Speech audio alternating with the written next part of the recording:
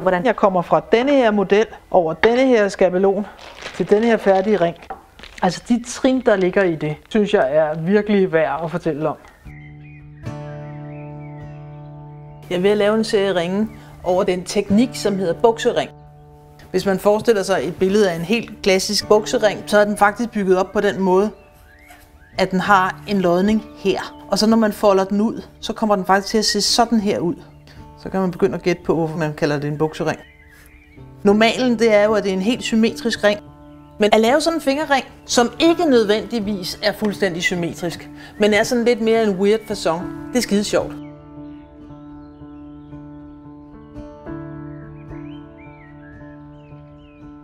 Så jeg lavede den her ring, og så tænkte jeg, hvordan skal jeg måtte lave det mønster for at kunne lave den fingerring?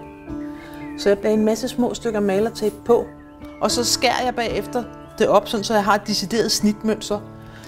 Jeg tænkte på at prøve at lægge malertape på den her, så man kan se hvordan.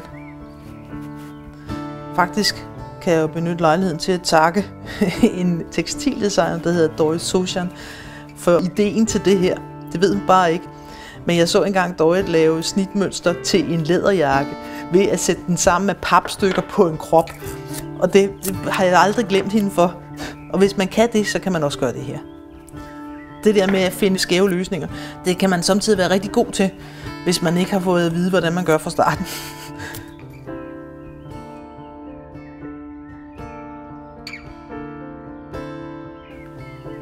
Men det ser meget fornuftigt ud, det her.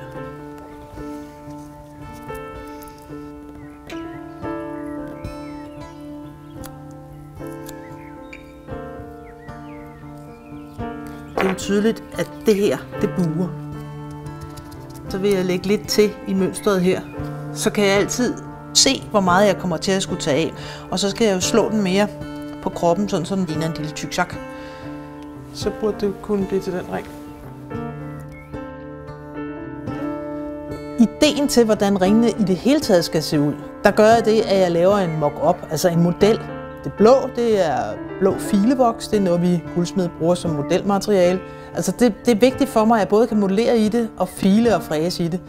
Når jeg laver denne model, og jeg er tilfreds, så laver jeg modellen i kobber. Og det gør jeg for simpelthen at spare nogle penge, så jeg ikke behøver at have alt for mange modeller i ædelmetal liggende. Og man skal jo hele tiden fokusere på de pointer, der er vigtige, så man kan lære noget af.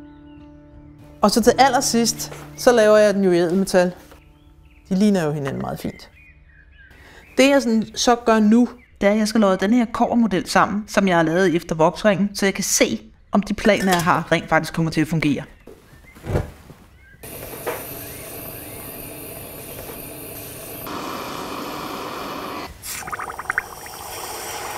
Så nu kommer vi ind til, hvorfor det er så skønt at arbejde i kobber.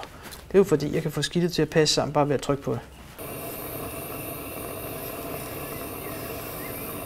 Det her det er altså halvdelen af guldsmedfaget. Det er det der med at lave små mærkelige opstillinger.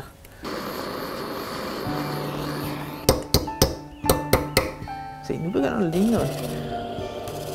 Vand og en lille smule sæbe. Se, hvor det kommer til at passe. Ej, hvor er det rart.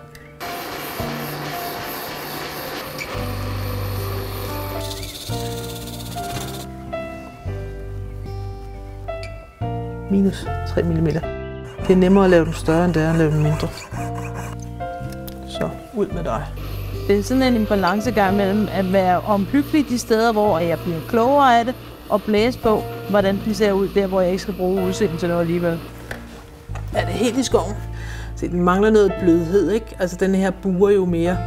Men det vil bare kræve, at jeg slår lidt mere på den, inden jeg lodder den fast. Det kan jeg sagtens få den til.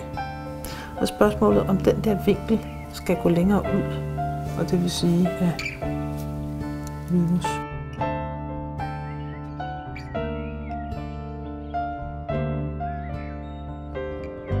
Jeg nærmer mig.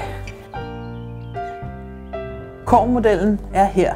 Jeg fik noteret, hvad der skulle være anderledes. Så har jeg sat dem ud i sølv og gjort stort set det samme, som jeg gjorde med kobberen, bare gjort mig noget mere umage, sådan, så den står stram. På modellerne der kan man jo se de der forskellige lodninger, der er der, for det kan lade sig gøre at lave sådan en form. Og så kom jeg på, at den sidste model, jeg ville lave, der vil jeg ikke skjule lodningerne. Der vil jeg faktisk bruge det som en del af dekorationen. Så det, jeg skal i gang med nu, det er denne her meget store hjertering, som jeg allerede har lavet en model af i kobber. Fordi det er et hjerte, så begynder det jo at være ret sjovt, at loddefugen rent faktisk giver sådan et brud ned igennem hjertet. Den her ring, den har fået lidt varme, for at man bedre kunne se farvekontrasten mellem sølvlodningerne og kobberen. Den skulle jeg jo meget gerne få tydeligt frem i guld. Så det er hele den store idé.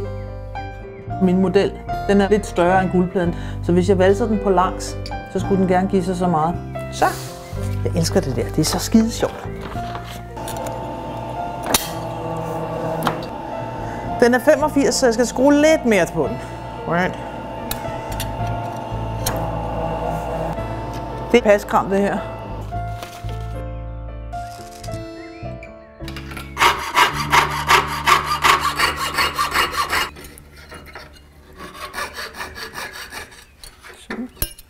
Så knakker den, fordi jeg ikke kunne komme i hjørnet. Det er sådan en pavne. Det er ikke til at se, at det skal blive et hjerte. Så den skal vende den her vej. Skal den være det? Ja, det skal den.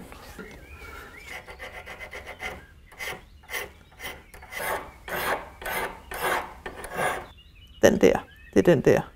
Den lille snas er den der.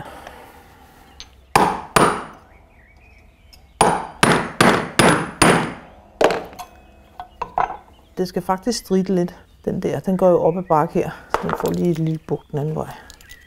Den skal meget mere ned, den der.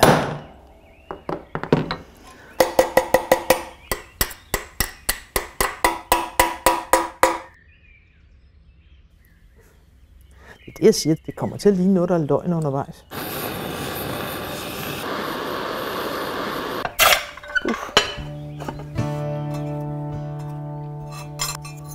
Sådan en god film.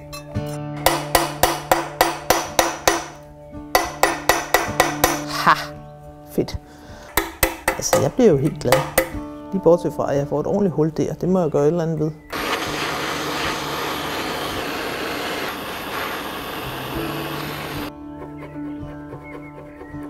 Den kan ikke komme derned.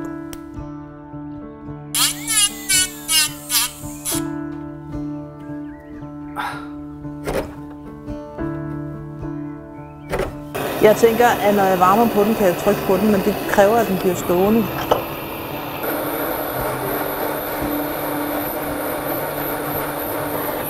Ha, se, den sidder der. Så, og så skal jeg have den ned. Ha. Sådan. Nu er det kommet så langt. Jeg har sat røret igennem, jeg har loddet det, jeg har renoveret det af i den ene side. Skal jeg så stave det sidste stykke af her.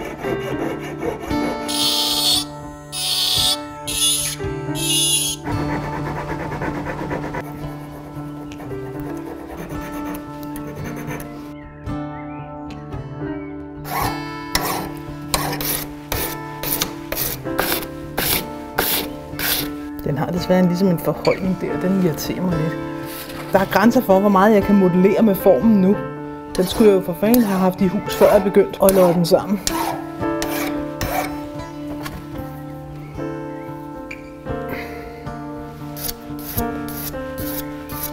Den kommer altså til at kunne se det der, jeg synes, det er lidt sjovt.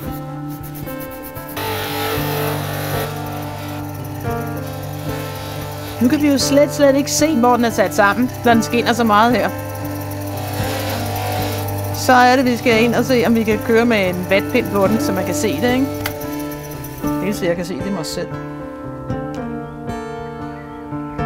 Jeg vil godt med denne her ring vise, at den er lavet i et stykke og loddet sammen.